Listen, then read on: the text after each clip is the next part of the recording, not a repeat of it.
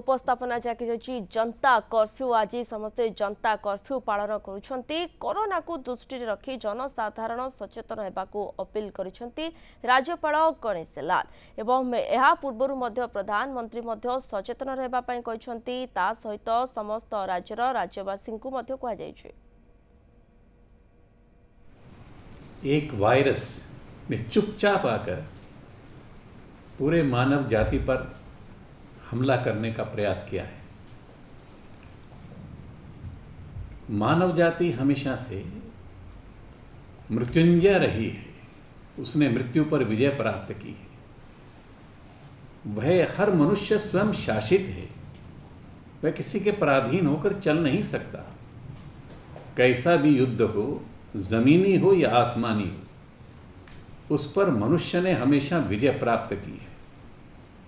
अभी अभी देश के मेरे माननीय प्रधानमंत्री जी ने मनुष्य की उसी अंतर्निहित अंतर जगत की सुप्त शक्ति का आह्वान किया है कि कोई भी मनुष्य संकल्प और संयम से, या जिसको हम कह सकते हैं आत्मानुशासन से, या हम ये कह सकते हैं कि वह अपने आप पर स्वयं शासन करता है, या ऐसा कहें कि वह अमृतस्य पुत्र है, वह अमृत का पुत्र है। वह इस प्रकार से विजय प्राप्त कर सकता है। लेकिन युद्ध में जिस प्रकार की सावधानियां, जिस प्रकार के शस्त्र अस्त्र हमको चाहिए, उन शस्त्र अस्त्रों को भी हमको एकत्र करना पड़ेगा। सावधानी चाहिए, जिम्मेवारी चाहिए, जानकारी चाहिए, और उन लोगों के प्रति कृतज्ञता भी चाहिए जो इस युद्ध में फोर फ्रंट पर आगे जाकर अग्रिम पंक्ति में खड़े होकर लड़ाई लड़ने की क्षमता रखते हैं।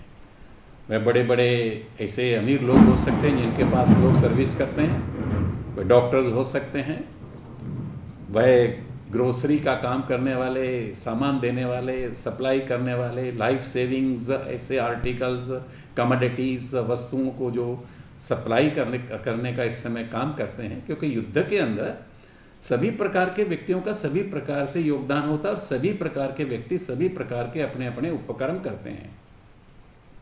भारत के माननीय प्रधानमंत्री जी ने जिसका अनुमोदन बड़े हर्ष के साथ मेरे प्रदेश के, उत्कल प्रदेश के माननीय मुख्यमंत्री श्री नवीन जी पटनायक ने भी कहा है कि मनुष्य स्वयं शासित है और हम इस हमले का, युद्ध का जो वायरस ने चुपचाप हमारे ऊपर आकर किया है, इसका हम जवाब 22 मार्च को जनता कर्फ्यू अर्थात स्वयं शासित होकर, आत्मानुशासित होकर, बगैर किसी के जैसे कहे, इस प्रकार से उसको प्रतिकार करेंगे। और जब इस प्रकार के वायरस को, इस प्रकार के व्यक्ति को जब कुछ खाने को नहीं मिलेगा तो उसको भूख लगेगी तो स्वयं को ही तो खाएगा। इस प्रकार से हम इस वायरस को परास्त करने की क्षमता रखते हैं। इसमें आदरणीय प्रधानमंत्री जी ने और मेरे प्रदेश के माननीय मुख्यमंत्री जी ने इस बात को भी कहा है कि जो सीनियर सिटीजन्स हैं, जो पहले से कहीं रोगग्रस्त हैं, वो कृपया ज़रा ज़्यादा सावधानी बरतें, क्योंकि युद्ध में नौजवानों की आवश्यकता होती है। इसलिए वृद्धों को, बूढ़े लोगों को ज़रा अपना घर संभालने की उनको चिंता करना चाहिए। और वास्तव में अभिवादन, अभिनंदन, आभार उन लोगों का भी करना चाहिए जो इस युद्ध में प्रथम पंक्ति में खड़े होकर पूरे मानव जाति का साथ दे रहे होते हैं। मुझे लगता है कि हर युद्ध को हमने जीता है, हर बार जीता है, चाहे फनी का था, चाहे किसी प्रकार के साइक्लोन थे, चाहे किसी प्रकार की आपदाएं आई हैं। ये आपदाएं हमारे लिए छोटे मोटे खेल बन जाते हैं। शर्त केवल इतनी है कि पूरा विश्व और विशेषकर पूरा भारतवर्ष, क्योंकि भारतवर्ष ही दुनिया को बचाने की क्षमता रखता है।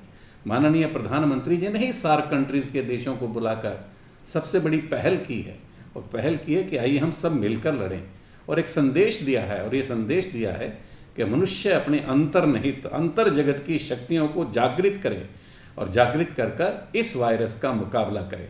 और उसके लिए प्रथम चरण है कि कल 22 तारीख को मनुष्य स्वयं शासित होकर ये संकल्प ले, संयम धारण करे कि इस वायरस को हम अपने प्रदेश में, पूरे भारतवर्ष में किसी भी कीमत पर घुसने नहीं देंगे।